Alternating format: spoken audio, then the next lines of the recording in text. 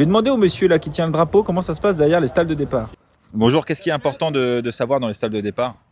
Bonjour, ce qui est important c'est d'attribuer des bonnes places au numéro des chevaux en fait, c'est de ne pas se tromper. C'est le numéro de stalle en haut, D'accord. tout en haut, et en bas ça c'est les numéros de tapis. Tapis, d'accord. Les tapis que les chevaux portent sur leur tapis.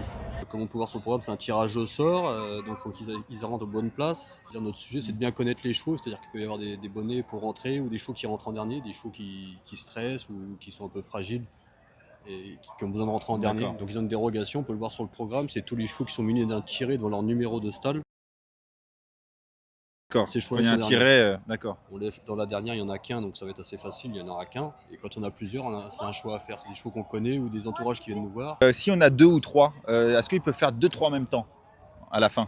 Généralement, on fait 2, parce qu'il faut un écart pour la sécurité des équipes qui travaillent avec nous, pour les jockeys et pour les chevaux aussi. Normalement, il faut minimum 2 stalles d'écart pour en mettre 2 ensemble. Et quand il y en a plusieurs, comme ça a été le cas dans la course d'avant, on définit, on va dire, pour la sécurité, lequel est le plus dangereux, entre guillemets, du moins dangereux que celui qui peut attendre un peu plus, on va dire des 4. Ok. Donc ça, c'est soit les entraîneurs, nous on les a notés avec mes collègues, l'équipe qui va en province aussi nous renseigne des fois sur des chevaux qui voient, et après en fait on définit le niveau de dangerosité. D'accord, très bien. Puis là ça devrait bien se passer? Là ça va très bien se passer, comme à chaque fois, comme souvent. Et par curiosité, il y a un bouton en fait qui fait que toutes les stalles s'ouvrent en même temps? Il y a des boutons sur l'escabeau, il y a 2 boutons, il y a le bouton pour le départ et le bouton pour le faux départ. D'accord. Et donc c'est un bouton qui relie toutes les stalles pour que ce soit en même temps? Qui fait tout le tour. D'accord. Et qui déclenche l'ouverture des stalles ensemble. Ok. Il y a combien de personnes dans l'équipe généralement? 10. 10 personnes? Ouais. 4 pousseurs et 6 tireurs. D'accord. Un petit peu comme ça. Et il y a 2 starters. Un qui sera devant qui déclenche le départ et un autre derrière qui sécurise. Quand il lève son programme, ça veut dire que derrière c'est sécurisé, celui devant peut ouvrir.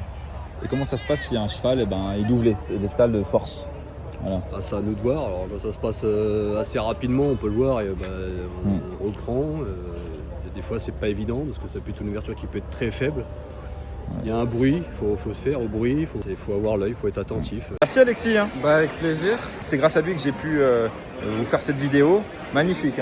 Vraiment merci. En vrai ça me fait plaisir de partager pour que tu repartages derrière.